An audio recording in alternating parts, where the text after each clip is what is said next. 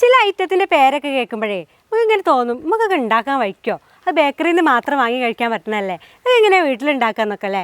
എന്നാൽ അതേപോലെ ഒരു ഐറ്റമാണ് നമ്മളിന്ന് ഉണ്ടാക്കാൻ പോകണം കേട്ടോ. ഐറ്റത്തിൻ്റെ പേരെന്താ അറിയോ? Chicken nuggets. അപ്പോൾ ഈ ഒരു പേര് ചില ആൾക്കാർക്ക് നല്ലോണം അറിയുണ്ടാവും, അറിയാത്തവർക്ക് ഇതൊരു പുതിയ അറിവായിരിക്കും അല്ലേ.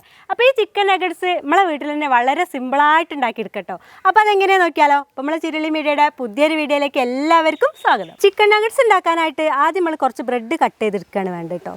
അതായത് ഇതിൻ്റെ ഈ ഒരു ഭാഗങ്ങളൊക്കെ ഇങ്ങനെ കട്ട് ചെയ്ത് മാറ്റുക, അരികുകൾ കട്ട് ചെയ്ത് മാറ്റുക. മിക്സിൻ്റെ ജാർ എടുത്ത് വെച്ചിട്ടുണ്ട്. ഈ ബ്രെഡിന് ഇതേപോലെ പിച്ച് ഇങ്ങനെ മിക്സിൻ്റെ ജാർക്ക് ഇട്ട് കൊടുക്കട്ടോ. ഇനിയിപ്പോൾ ഇത് നന്നായിട്ടൊന്ന് പൊടിച്ചെടുക്കാൻ കേട്ടോ വേണ്ടത്. ഇതാ ഈ രീതിക്കാട്ടോ പൊടിച്ചെടുത്തത്. ഈ ബ്രെഡിൻ്റെ പൊടീനെ കുറച്ച് നമ്മളിതാ വേറൊരു പാത്രത്തേക്ക് മാറ്റിയിട്ടുണ്ട്. കുറച്ച് ഇതിൽ തന്നെ വെച്ചിട്ടുണ്ട് കേട്ടോ. ഇതെന്തിനാ അറിയോ? ഇതേപോലെ എല്ലില്ലാത്ത ചിക്കൻ നന്നായിട്ട് കഴുകി വൃത്തിയാക്കി വെച്ചിട്ടുണ്ട് കേട്ടോ.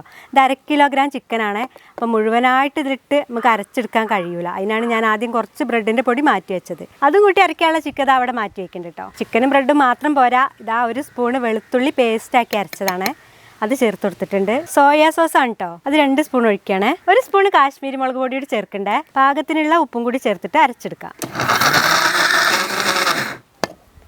ഈ രീതിക്കാണ് കേട്ടോ അരച്ച് കിട്ടണ്ടേ. ഇതിന് വേറൊരു പാത്രത്തേക്ക് മാറ്റിയെടുക്കാം. നമുക്ക് കുറച്ചും കൂടി അരയ്ക്കാല്ലേ, അതും കൂടി വേഗം അരച്ചെടുക്കാം. ഇങ്ങനെ നമ്മളൊരു 10 സ്ലൈസ് ബ്രെഡാണ് ഇപ്പം നമുക്ക് ഈ ഒരു ചിക്കൻ അരച്ചെടുക്കാൻ വേണ്ടി ആയത് കേട്ടോ. കയ്യിലിതാ ഇത്തിരി വെളിച്ചെണ്ണ ഇങ്ങനെ തേച്ചതിന് ശേഷം നമുക്കിത് മിക്സ് ചെയ്യാം കേട്ടോ.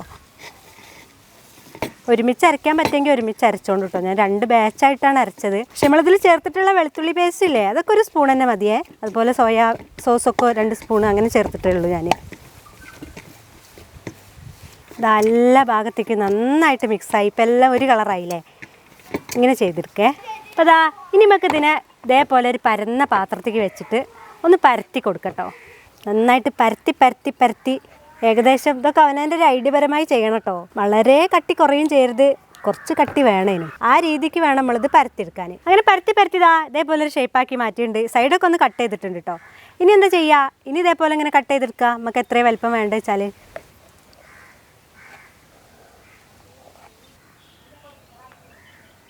നമുക്ക് ഇനി ഇതൊരു സ്ക്വയർ ഷേപ്പിൽ ഇങ്ങനെ മാറ്റിയെടുക്കട്ടോ. എങ്ങനെ വേണമെങ്കിലും മാറ്റിയെടുക്കട്ടോ. നിങ്ങളെ ഇഷ്ടത്തിനനുസരിച്ചുള്ള ഏത് ഷേപ്പ് വേണമെങ്കിലും എടുക്കുക. ഇനിയിപ്പോൾ ഇതിനൊരു അച്ചുണ്ടെന്നുണ്ടെങ്കിൽ ആ അച്ചിൽ വെച്ചിട്ടും ചെയ്യാം.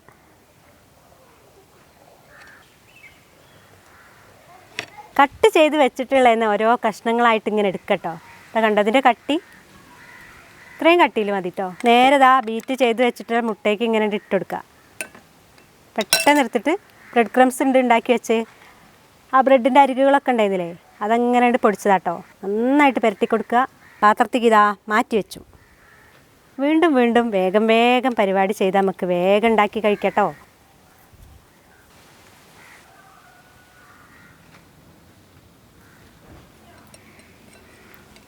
അങ്ങനെ റെഡിയാക്കി വെച്ചിട്ടുള്ള ഈ ഒരു ഐറ്റംസിനെ പൊരിച്ചെടുക്കണ്ടേ. അപ്പം നല്ല ചൂടായിട്ട് വെളിച്ചെണ്ണ നിൽക്കണേ കുറച്ച് സമയമായിട്ടോ. അപ്പോൾ ആ വെളിച്ചെണ്ണയ്ക്ക് ഇങ്ങനെ ഓരോന്നായിട്ട് പെറുക്കി അങ്ങനെ ഇട്ട് കൊടുക്കണേ. നന്നായിട്ട് ചൂടാക്കി വെച്ചതേന്ന് കേട്ടോ ഈ ഒരു വെളിച്ചെണ്ണ. എന്നിട്ട് പിന്നെ ഞാനൊന്ന് സിമ്മൊക്കെ താഴ്ത്തി വെച്ച് ഒന്ന് ലോ ഫ്ലെയിമിലാക്കി വെച്ചതാണേ. ഇനിയിപ്പോൾ ഇതൊരു 10, 15, 20 മിനിറ്റ് ഇങ്ങനെ സാവധാനം കിടന്ന് മുരിഞ്ഞ് വെന്ത് കിട്ടണം നമുക്ക്. നമ്മൾ വെളിച്ചെണ്ണയ്ക്ക് ഇട്ട് അപ്പം തന്നെ മറിച്ചിട്ട് കൊടുത്തില്ല കേട്ടോ. കുറച്ച് സമയമായി. ഇനി നമുക്കൊന്ന് തിരിച്ച് മറിച്ചൊക്കെ ഇട്ട് കൊടുക്കുക. തീ ശ്രദ്ധിക്കണം, എപ്പോഴും കുറഞ്ഞ തീയിലിടണേ, എന്നാലേ ഇതിൻ്റെ ഉള്ളൊക്കെ നന്നായിട്ട് വെന്ത് കിട്ടുള്ളൂ.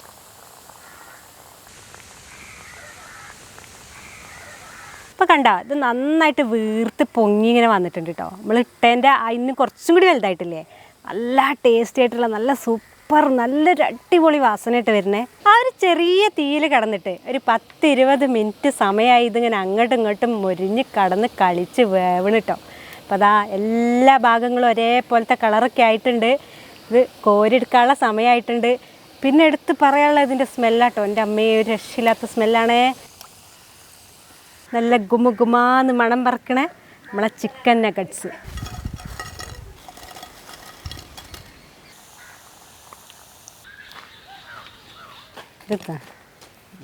ഏതായാലും മതി.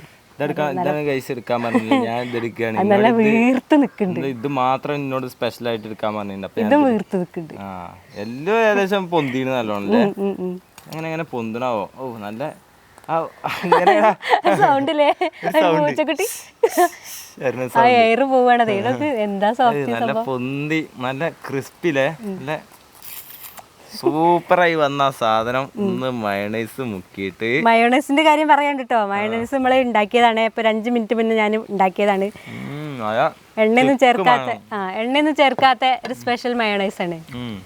ഇതിപ്പോ എല്ലാവർക്കും അറിയുണ്ടാവും കേട്ടോ. ഇങ്ങനത്തെ മയോണൈസിന്റെ ഒരുപാട് ആൾക്കാർ കണ്ടിട്ടുണ്ടാവും. ഇനിയിപ്പോൾ ആരെങ്കിലും അറിയാത്തവരുണ്ടെന്നുണ്ടെങ്കിൽ അത്ര നിർബന്ധമാണെങ്കിൽ നമുക്കൊരു വീഡിയോ ആയിട്ട് ചെയ്യാം. നിങ്ങൾ കമന്റ് ചെയ്താൽ മതി. ഞാൻ മയോണൈസിലൊക്കെ മുക്കിയത് സൗന്ദര്യം ആസ്വദിച്ച് വർത്താനം പറഞ്ഞപ്പോഴേക്കോ അവനൊന്ന് അകത്താക്കി. ഈ അഭിപ്രായം പറയേ. എന്താ പല്ലാപത്തിന് പറയാ, നല്ല ടേസ്റ്റ് ഉള്ള സാധനമാണ്. അത് കഴിക്കുന്നവർക്ക് അറിയാം എന്തായാലും. ഞാൻ ചിക്കൻ നഗറ്റ്സ് കഴിച്ചിട്ടുണ്ട് മുമ്പ് ഒരു തവണ ഞാൻ കഴിച്ചിട്ടുണ്ട്. കക്കാടം പോയെന്ന് അല്ലേ? കക്കാടം പോയിൽ പോയപ്പോ ഒരു തവണ ചിക്കൻ ബോക്സ് ചിക്കൻ നഗറ്റ്സ് കഴിച്ചിട്ടുണ്ട്. അതേപോലെ നല്ല ടേസ്റ്റ് ഉണ്ട്. ആ ഒരു ടേസ്റ്റ് ഒക്കെ വരുന്നില്ലേ? ഇതിന്റെ ഉള്ളൊക്കെ നോക്ക്, നല്ല സോഫ്റ്റ് ആയിട്ട് ഉൾഭാഗമൊക്കെ നല്ലോണം വന്നിട്ടുണ്ടോ. ഇന്നാളെ ദിവസം നമ്മൾ ചിക്കൻ ഡോണറ്റ് ഉണ്ടാക്കിയ സമയത്ത് കുറേ ആൾക്കാർ കമൻറ്റ് ചെയ്തേനെ. അതായത് ചിക്കൻ വേവിക്കാതല്ലേ നമ്മൾ ഉണ്ടാക്കണേ, അതായത് ചിക്കൻ ഒരു ഹാഫ് വേവും കൂടി ചെയ്യാതെയാണ് നമ്മൾ മിക്സിയിലിട്ട് അടിച്ചത്.